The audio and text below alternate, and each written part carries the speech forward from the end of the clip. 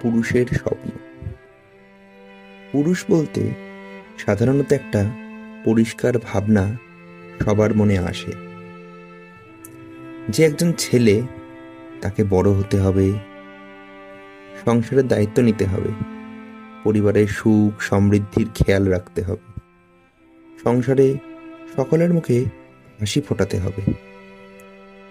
কিন্তু এই দৈনন্দিন জীবনযাত্রা ও প্রাসঙ্গিকতাকে সরিয়ে যদি পুরুষের চরিত্রের উপর গভীরভাবে আলোকপাত করা যায়, তো একটা কঠিন বাস্তবতা আমরা দেখব।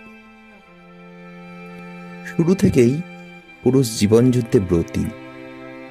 তাদের নিজের ব্যক্তিগত স্বপ্নকে তারা নিজের হাতে কণ্ঠরোধ করে অপরের স্বপ্নকে পূরণ করার জন্য।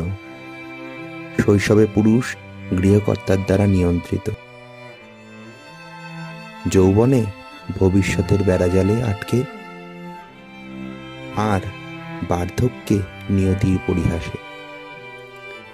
তবুও এক বুক ভাঙা স্বপ্নের পাহাড় নিয়ে মুখে হাসি রেখে অন্যের স্বপ্নকে পূরণ করতে তারা তৎপর। অপরের স্বপ্নকেই তারা নিজের স্বপ্নের থেকেও বেশি গুরুত্ব দেয়।